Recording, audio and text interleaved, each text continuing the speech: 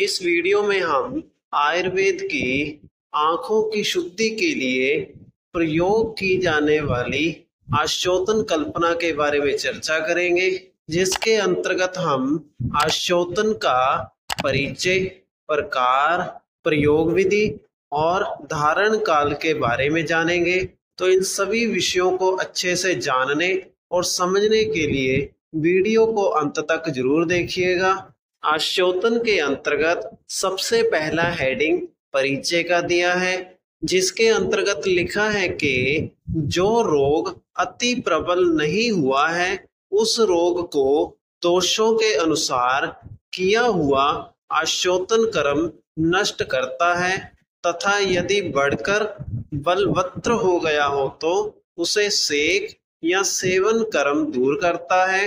तो अब इस आश्चोतन के परिचय की व्याख्या को समझ लेते हैं। नेत्र से संबंधित जो रोग ज्यादा प्रबल नहीं हुआ है उस रोग के दोषों के अनुसार आश्चोतन कर्म उसके अंदर के दोषों को नष्ट करता है। अगर नेत्र रोग के दोष ज्यादा बढ़ चुके हैं तो उसमें सेक कर्म का प्रयोग किया जाता है।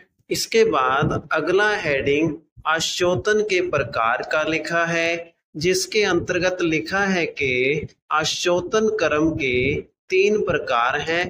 पहला स्नेहन, दूसरा लेखन, तीसरा रोपण। स्नेहन कर्म के प्रत्येक भेद की मात्रा यहाँ पर लिखी गई है, जिसके अनुसार स्नेहन की मात्रा 10 बूंद, लेखन की मात्रा 7 से 8 बूंद और अंत में रोपण की मात्रा 12 बूंद लिखी गई है। इसके बाद आगे आश्चोतन की प्रयोग विधि का हेडिंग लिखा है, जिसके अनुसार लिखा है कि वात रहित स्थान में रोगी को बैठाकर या लिटाकर बाएं हाथ से नेत्र को खोलकर रुई के फाहे या ड्रॉपर से 2-3 अंगुल की ऊंचाई से दोष अनुसार औषध क्वाथ नेत्र से कृष्ण भाग के ऊपर 7 से 12 बिंदु का निक्षेप करते हैं।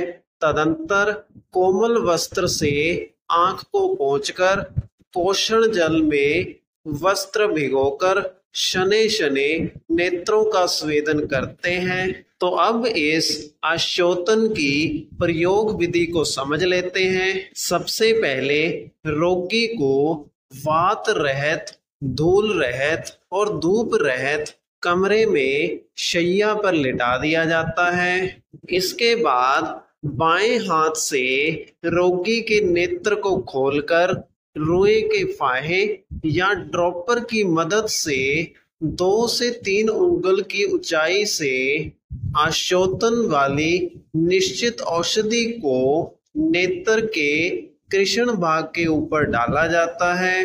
रोगी के नेत्रों में आश्चोतन के भेद के अनुसार औषधि की मात्रा डाली जाती है। आश्चोतन की विधि पूर्ण होने के बाद नेत्रों को कोमल वस्त्र से पोंछा जाता है। नेत्रों को साफ करने वाले वस्त्र को पहले गुनगुने जल में भिगोया जाता है और बाद में धीरे धीरे करके नेत्रों को पोंछा जाता है, अर्थात नेत्रों की सकाई की जाती है। इसके बाद अंत में आश्चोतन के धारण काल का हेडिंग लिखा है, जिसके अनुसार आश्चोतन का धारण काल 1000 मात्रा उच्चारण लिखा गया है, जिसका अर्थ ये है कि आश्चोतन के अंतर्गत डाली गई औषधि को नेत्र के अंदर 1 से लेकर 1000 तक की गिनती गिनने तक के समय तक रखा जाता है,